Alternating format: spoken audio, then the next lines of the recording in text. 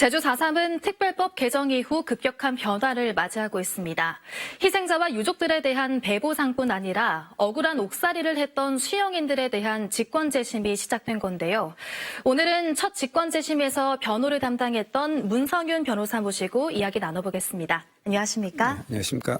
네, 변호사님, 사실 이전에도 생존 수영인들에 대한 무죄 판결은 있었는데요. 이번 직권재심이 갖고 있는 의미에 대해서 말씀해 주시죠.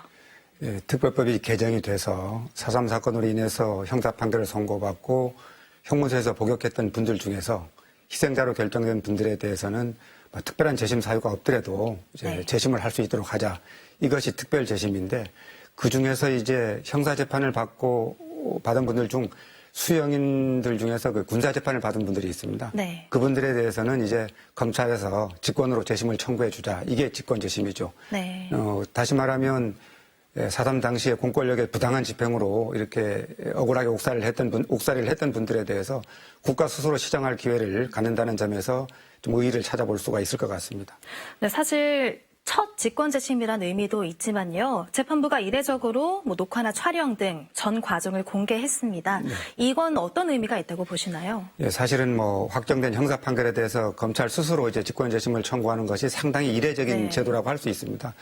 그래서 그만큼 도민들의 관심사도 컸고요. 그래서 재판부에서도 아마 도민들한테 이런 과정을 좀 소상히 알리기 위해서 법정 안에서 녹화도 허용하고 또 이렇게 촬영도 허용하고 이렇게 한 것으로 보입니다. 또 어떻게 보면은 이런 것이 또 4.3 해결의 역사의 한 페이지가 될 수 있는 것이기 때문에 재판부에서 그런 것도 염두에 둔 것으로 그렇게 생각을 하고 있습니다. 네. 이번 직권재심이 아까 말씀하신 대로 불법 군사재판에 의한 수영인들을 대상으로 했습니다.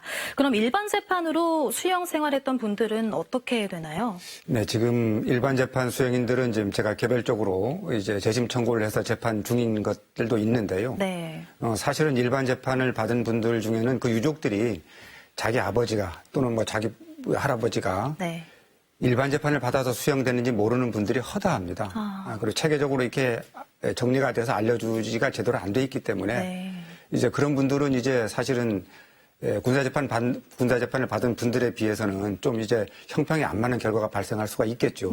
몰라서 청구하지 못하는 경우도 있을 수가 있고 또 청구하지 않은 분들도 있을 수가 있기 때문에 그래서 사실은 일반 재판 수용인들에 대해서도 특별법을 개정해서 이분들에 대해서도 직권재심으로 좀 할 수 있도록 그렇게 하는 것이 좀 바람직하다고 보여집니다. 네, 명예회복을 위해서 많은 도움이 필요하겠네요. 그렇습니다.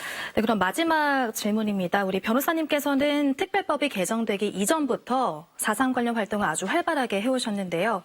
앞으로 남은 과제 어떤 게 있다고 보십니까? 물론 단기적으로 또는 장기적으로 많은 과제들이 있고 또 어느 한 과제가 소홀함이 있을 수가 없는데요.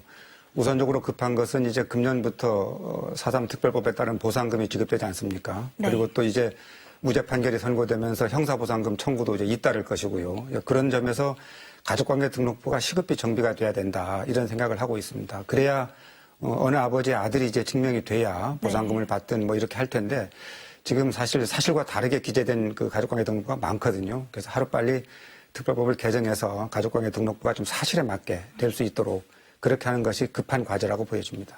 네, 오늘 말씀 여기까지 나눠보도록 하겠습니다. 문성윤 변호사와 이야기 나눠봤습니다. 고맙습니다. 고맙습니다.